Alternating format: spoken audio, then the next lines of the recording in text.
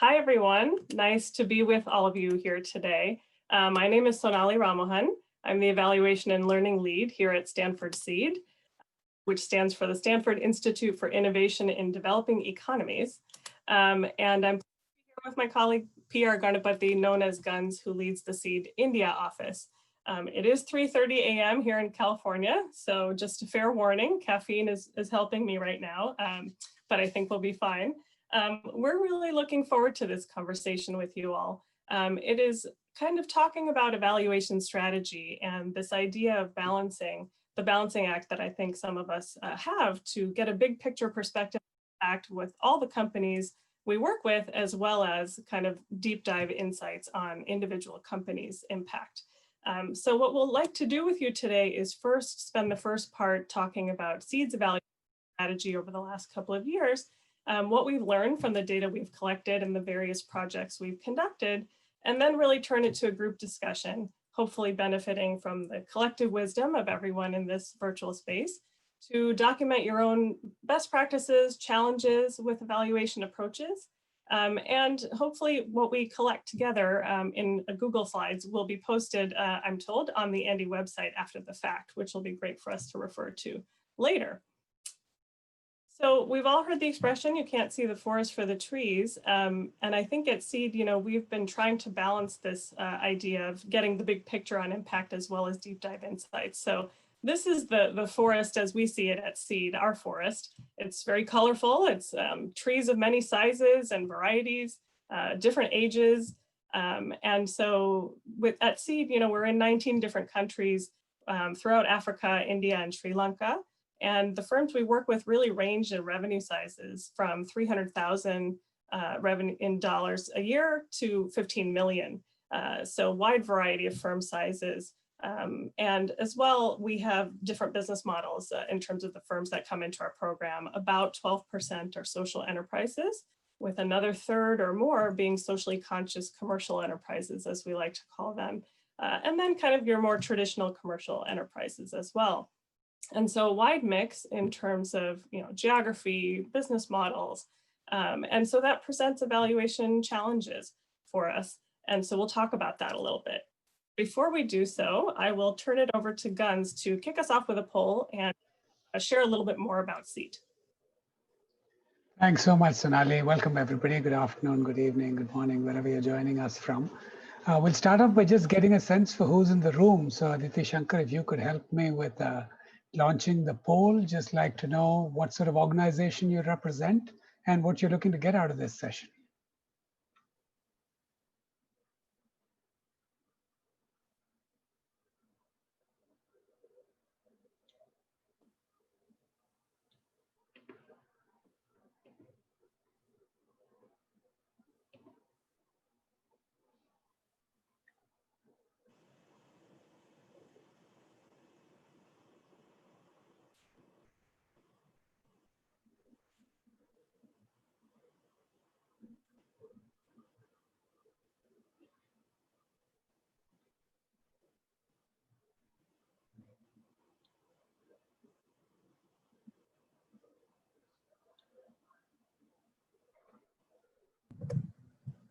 All right, a few more seconds, 80% of you.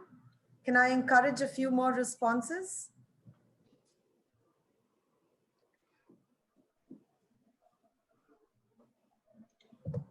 Yeah, Aditi, I think we can end the poll now.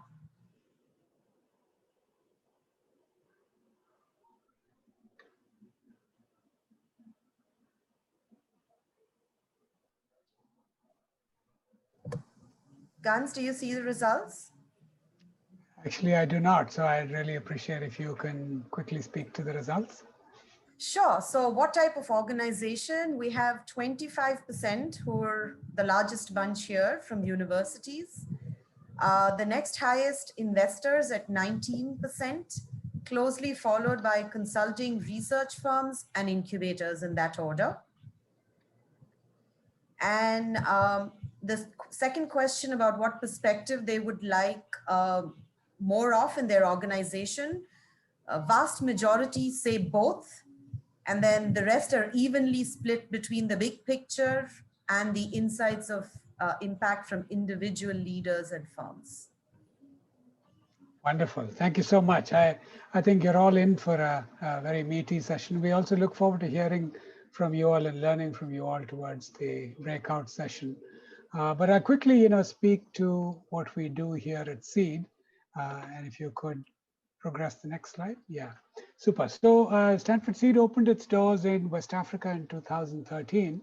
Our mission really is to partner with entrepreneurs in emerging markets and to help them build thriving enterprises that in turn transform lives. And we do this through several programs, but the main program is something called the SEED Transformation Program that consists of immersion weeks or classroom sessions with Stanford faculty, that contains transformation studios where a team of facilitators goes in and helps business leaders apply that to their companies. Intense coaching, consulting, and internships that help them to apply some of that learning to their own business. And then finally, really a vibrant network. And we're seeing large percentage, over 40% of network members doing business with each other, continuing their journey of transforming and growing their enterprises. If you could move to the next slide, Sonali. So we've operated across several countries in Africa and India, and over the last 7 years, 808 companies have been touched by the program. India, we started most recently, so that was in 2018, and we've had 3 cohorts, and we've gone through about 161 companies been touched between India and Sri Lanka in the program. If you could. So SEED India is, the newest baby on the block. We were established in 2018. I have a team of 9 other folks who work with me. Our headquarters are in Chennai. And we have 3 cohorts of about 60 odd firms each. We're in our 3rd cohort at the moment, which included 2 firms from Sri Lanka. We're looking potentially to expand to India, to Nepal and Bangladesh this coming year. If you could move to the next slide. So in terms of firm sizes, we are like every other SEED chapter. We have a range from the very small to the very large. We range our official criteria $300,000 to about $10 million. But in terms of median, we're seeing about $2 million in revenue, and in terms of mean, about 3.8 million. Of our last several cohorts, we've seen 26% social enterprises. Our current cohort is about 50% social and socially conscious commercial. So the research that we're going to speak to today really are from that set of companies that we've been working with for the last 3 odd years. Back to you, Sonali, to take us through SEED's theory of change and the results that we're seeing from some of our impact measurement and research. Thank you, Guns. Great. So I did want to talk about our evaluation strategy in the context of our theory of change. And that theory of change really mirrors our mission. So kind of on the left side there, we partner with entrepreneurs in many ways through our transformation program, coaching, et cetera. We think that, that ultimately the first direct impact all of that has is that leaders and their teams can transform, build their confidence, build their knowledge base, expand their networks, and the like. We're an education institution first and foremost, so we don't take investment stakes in our companies. And so those are the most direct impacts that we see. But of course, after that takes place, the theory is that they scale their enterprises and grow positive impact as they scale. But I think some of the tension we find is kind of evidenced down below, or, and that is that it's easier to measure the changes on the left side and easier to attribute those changes back to SEED. Attribution gets a little bit harder as you go toward the right side of our theory of change. But we like to say that SEED has a contribution toward those impacts, although we can't fully claim attribution. And then I think the other is that the cost of impact measurement can often increase as you go toward the right side of that theory of change for us. So measuring outcomes in terms of stakeholders affected by these companies as they scale and grow can be costly. And so we have to balance those challenges. In terms of our evaluation approach to tackle, these impacts, we do a lot of program monitoring and evaluation, toward the left side there, looking at participant satisfaction, NPS scores, changes in confidence levels, knowledge, skills building. But we'd like to focus this conversation more on the right side of the theory. And that is, what are we doing to get that big picture of impact and more in-depth insights on company impacts, ultimately on society. And so we'll talk about our annual survey and how that gives us a picture of our forest anyway, and then 3 in-depth projects. And we'll just touch on them before we go into our group discussion. That is lean data, student case studies that we've conducted that try to capture the impact of individual companies. And then finally, research we conducted this summer on the response of our firms to the pandemic. So we'll start with the annual survey. The annual survey at SEED has almost become like a mini program, I would say. We put a lot of positive energy behind this campaign to get high response rates. And can we validate our theory of change? That's a big focus for us. We've gotten about a 75% response rate in the last couple of years, which we feel gives us sufficient data to make some conclusions about the overall network.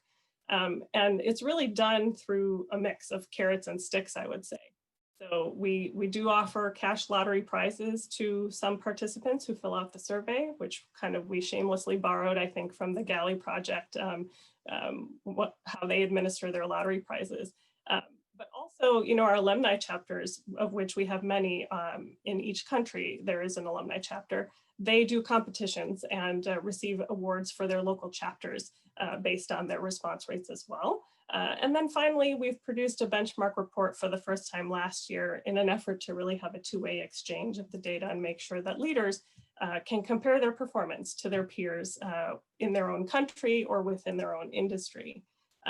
But I'd say one effective stick for us has been that the annual survey serves as almost like a ticket to entry into our network programs. And so you can't access the services Guns mentioned, coaching, consulting, student interns from Stanford after having gone through the transformation program if you are not a member in good standing and haven't done the annual survey. So that's a little bit about, how we try to get, high response rates and positive energy behind this whole process. But what have we learned? So here's just kind of high level impact data. And this is for all of SEED, including our firms in Africa over the last 6 years.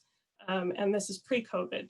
But if you look at the overall network of firms, we see, over $170 million in revenue growth, over $200 million in capital raised, and almost 10,000 jobs. And that includes full-time, part-time, and contract jobs.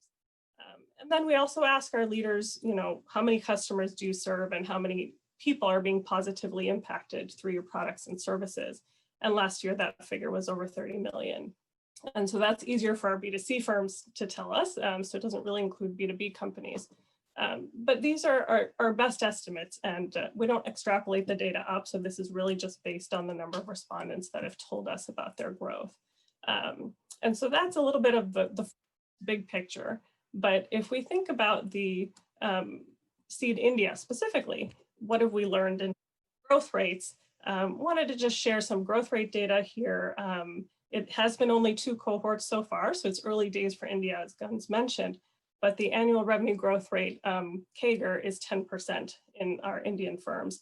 And that's a little bit above, kind of the average GDP growth in India over the last couple of years. In terms of jobs growth, we've seen 25% year-on-year growth, which is, quite a bit higher than local benchmarks that the ILO has put out and other organizations, which show kind of job growth in the single digits in India. And then finally, in terms of capital raised, we've had close to $70 million in capital raised in India. Our firms have completed our program, and that's a mix of debt and equity. And if we just kind of focus on one of our cohorts, we tried to benchmark a little bit in terms of just the ability to secure after the program, because we find that debt is needed and desired, sometimes even more than equity. Our 2018 cohort, close to 40% had secured debt after going through the program. And if you compare that to kind of benchmark rates from the World Bank, typically SMEs, have about a 20%, rate of securing debt in India. So far, that's been what we've learned, some positive progress there. Of course, we have selection bias with the firms we accept into our program, and we don't claim full attribution of this impact again back to SEED, but it's positive progress, and we know we've had a contribution toward toward that change. So we have plenty more data in our impact report on our website if you're interested, but we'd really like to switch more to strategy. And again, just trying to talk about the pros and cons of some of these approaches. So the annual survey, what are some cons? Certainly it's self-reported data. It's challenging to work on attribution in lieu of doing a more rigorous academic study. We do have plans in the long term to do potentially quasi-experimental study, looking at a control group of firms that just didn't make it in, to the program, follow them over time. So we hope to engage in a study in the future. But I think one of the biggest challenges has been that such a broad annual survey really can't get you a perspective around impact on all stakeholders of a company. It's really hard in a survey to ask about impacts on suppliers or on customers, on the planet.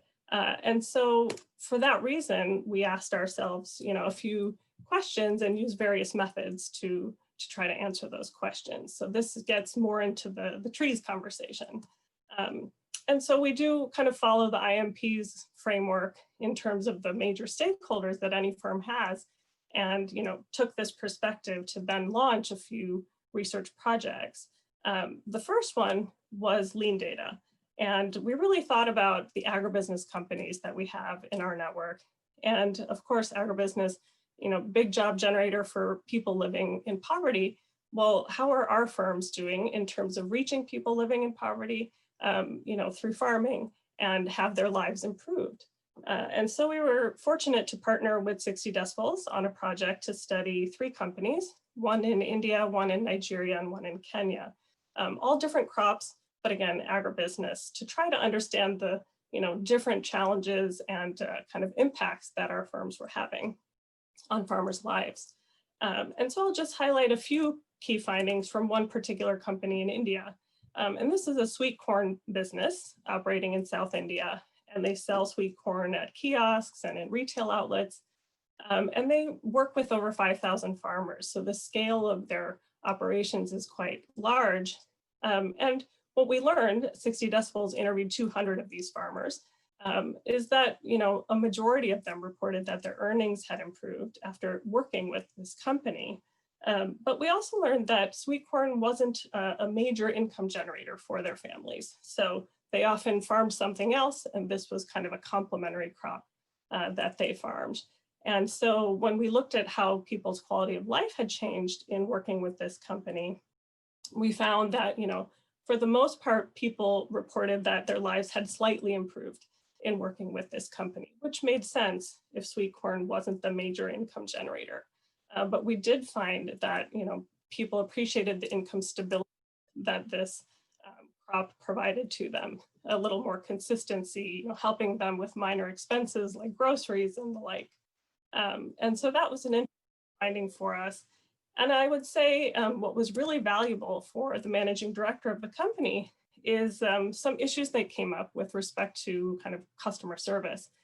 So we did find that the company had a negative NPS score, for example, and that was really driven by a few exogenous factors that the company really can't control, like pests, drought. But then there were issues with payments being made to farmers, being delayed because they were being paid through agents. And so the managing director really took those findings to heart and decided to institute a more automated payment system directly to farmers to tackle that issue. So I think if we step back and just think about, what lean data was able to do for us, very valuable from the company's perspective in improving, building their impact, improving kind of customer satisfaction or farmer satisfaction in this case. And then for us, again, gives us a perspective, the scale of impact that companies have in terms of the breadth as well as the depth of impact, depending on the crop and depending on how many people our companies work with.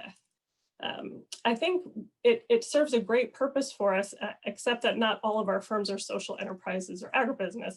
And so it's a method that served a great purpose, but can't be applied, to the rest of our network. And so what we did at that point is to kind of step back and say, okay, well, how do we think about impact for all of the other types of companies out there that we work with? And so the bigger question we asked ourselves were, how are our firms contributing to the United Nations Sustainable Development Goals? more broadly? That's a question that would apply to any firm, even if they're commercial. And we do ask about that on our annual survey, which SDGs do you impact? But we wanted to go deeper. And so we sent 4 action research students into the field. This was a couple summers ago. 2 students in India, 2 in Kenya. And they sat down with, in India, a total of 4 companies, and Kenya 4 companies, for an 8-week period to really test out various methods to capture a sense of impact. And so we tested 3 total methods, and they drafted impact case studies as a result, and those are available on our website as well. But one method was the B impact assessment. So students sat side by side with the CEO, and it took a few hours to really go through that B impact assessment, which is free. And that was an excellent process, I think, for the leaders. A couple of the leaders mentioned that this kind of got them excited and interested in potentially pursuing B Corp certification, which was a nice kind of outcome. But it really gave firms, the ability to benchmark themselves against other firms in India. So that was a useful experiment for us. And then we also had students try to dig into this UN SDG of decent work, because so many of our firms are commercial and they often report that SDG as being their most important. We care about job creation and quality job creation, but we also recognize that a lot of job creation happens in the supply chain and indirect jobs. And so we had students call up suppliers of companies and look to estimate the indirect jobs created as direct jobs were being created at our companies. And they came up with job multiplier rates, based on their research. And then finally, we tested the IMP's enterprise impact template. And we're very grateful to have guidance from the IMP. They helped advise us as we were working with our students to really kind of look at the key dimensions of impact, the what, the who, the how much, and sit down and take stock of all that. And so this slide just kind of summarizes what we learned from those 4 case studies in India. And I won't talk through the details, but you can see the varying B impact scores, varying job multipliers. But I think one of the key takeaways was, there are many avenues to impact, and our firms affect, many SDGs. It can be a totally, purely commercial firm, but that has a robust employee training program. They believe they contribute to quality education.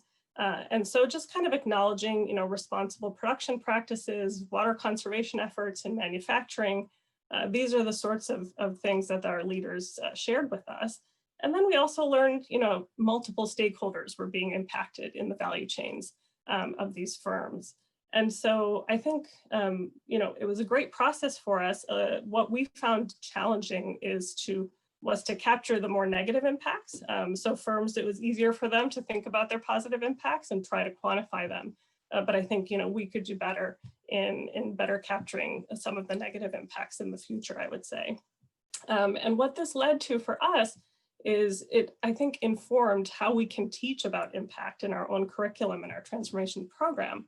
And so we've used kind of a simplified version of that IMP template when we teach people about value chains and operations in our main transformation program. So firms can kind of think about how to integrate impact, into their operations as they're growing, which was nice to see, a nice positive outcome. So with that, I'll turn to kind of our last research question that we investigated this summer. And that was, how are leaders, facing the pandemic, and what have been their strategic responses? And how can SEED better support them going forward in managing crisis? And so we had, again, action research students conduct interviews with 80 leaders of companies. 23 of those firms were in India. And we really focused on firms in industries that were either heavily hit or benefited from the pandemic, so that we could see kind of wide variation in responses. And we worked with a faculty member at Imperial College London on this study. And we're still processing the results, but at a high level, we learned that quite a few firms in India were heavily hit from the pandemic, based on this purposeful sample. And then you had some, that were really thriving. And the ones that were thriving were typically in the industries of ICT and education, whereas the ones more heavily hit came from wholesale, retail, agribusiness, tourism, and the like. We'll turn it over to Guns to talk about just qualitatively two examples of leaders in the same industry and how they this crisis in very different ways. So over to you, Guns.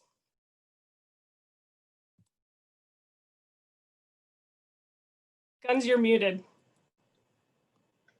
The first company that I'd like to speak about is, and both companies are healthcare companies delivering healthcare services, is a hospital that specialized in the field of vascular care.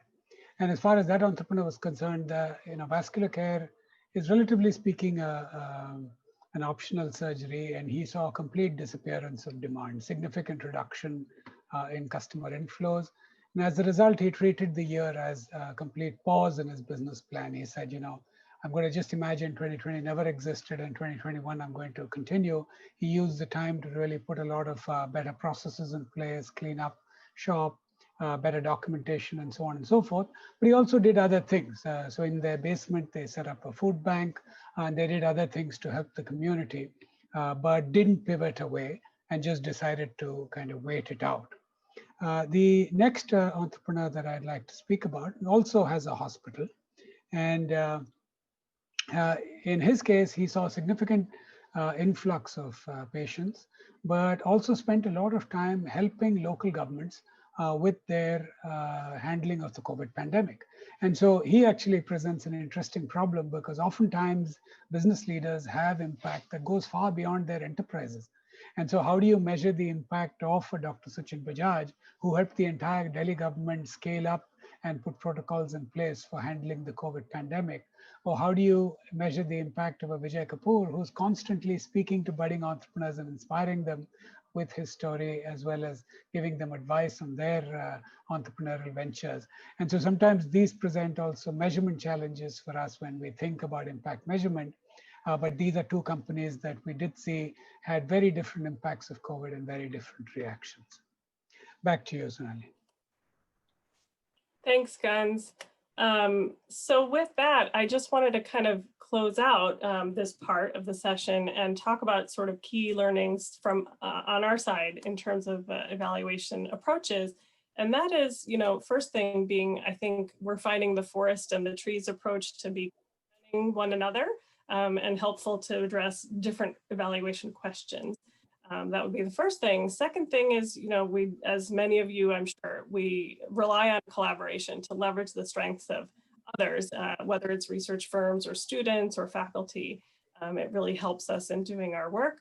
And then third, we continue to try to make this data collection and sharing a two-way street so that everything we collect can be shared back to our leaders and that they can learn as we learn. And then finally, I really do think we have an opportunity, being that we're an education institution, to teach impact as our firms are growing, not after they grow. So, I've seen in kind of the Western context, many large firms take up, impact issues only after shareholders, become activists and call out problems. And I think here we have an opportunity to leapfrog kind of that pattern and work with firms, in the more beginning stages so that they can kind of be on a sustainable growth path from the very beginning. So that's what's exciting, I think, to us. And so with that, I think we will switch now to the discussion portion, looking forward to having deeper conversations in the breakout rooms. And so I'll turn it over to Aditi soon to talk about how it's going to work, but we'd like each, we have 4 topics we've proposed, and you can choose a breakout room based on the topic you're interested in. The first one being, what questions do you hope to answer with IMM? I know we have a laundry list of 5+ big questions we'd like to answer if we had, unlimited resources and time and, didn't have to prioritize. So second question being, can you share examples of impactful collaborations or methods with one another? And then the third one being, how can we develop meaningful insights for company leaders, again, to make data sharing and collection kind of a two-way exchange. And then finally, what are examples of targets that you find can drive higher impact? What are the drawbacks of establishing targets? Just having a conversation around that. So those are our 4 topics. And with that, I'll turn it over to Aditi to get us into breakout room. Welcome back, everyone. I think we're all back here. So I'd like to take kind of the last few minutes we have here to see if we have a volunteer from each group maybe to just share the gist of your conversations here. I think, I'm happy to kind of kick it off here for our group. We were in group number 1. And that was talking about kind of big IMM questions that we'd like to address. And one kind of colleague in the room had talked about his challenge with, many different impacts that they're looking to achieve. They're impact agnostic as an investor, looking at blended finance. And how do you deal with that when you have various outcomes you're looking to affect with your investments? How can you design IMM around that? So that was one big burning question in our group that came up. And we talked about kind of the IMP framework as a potential, guide for them.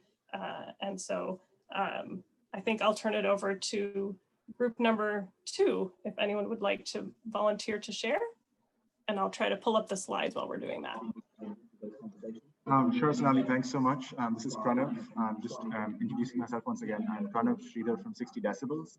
I think Sonali had earlier referenced our work on lean data, which we've done with Stanford Seed, which was an incredibly enriching experience for us as well.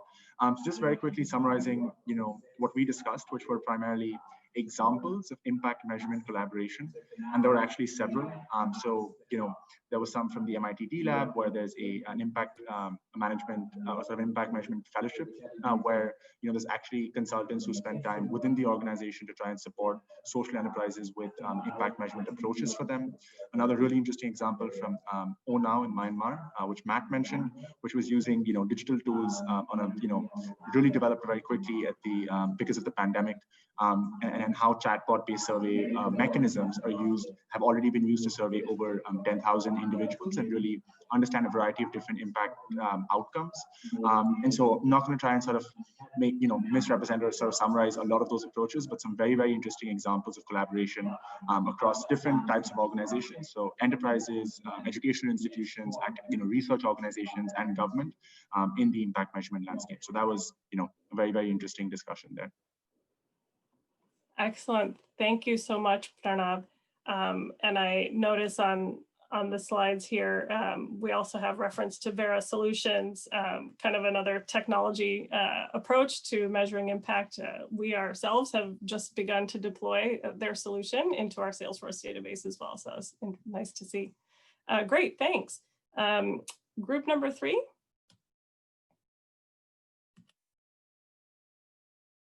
Is there a volunteer that can share?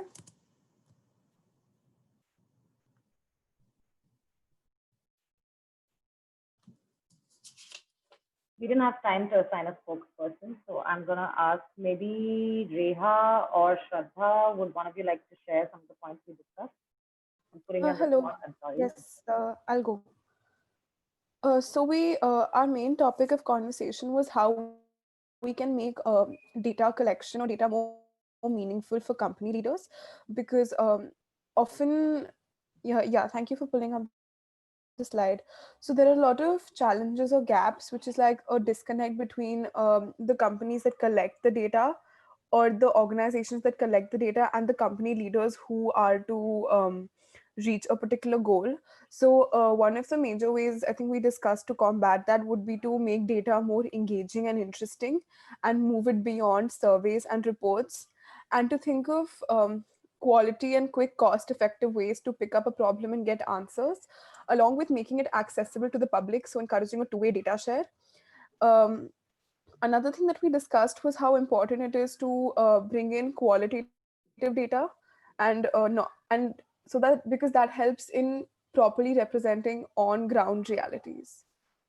Yeah, I think that's about it. Excellent. Thank you for sharing. Yeah, I like the point about, how to make this data more lively and meaningful and engaging rather than more and more surveys and reports. That's certainly a challenge, I think, that a lot of us face. Thank you for sharing. Great. Group 4. Yep, I'll share from group 4. We were talking about target setting, which is a super interesting topic. On the pitfall side, target setting can be really tricky.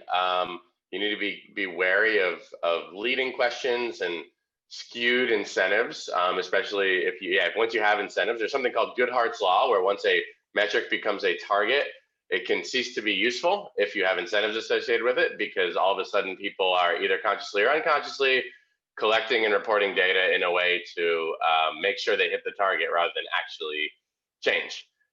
So target setting can be really, really tricky. In addition to basic business metrics, which I think as long as they're done in a bottom-up way, you can target set.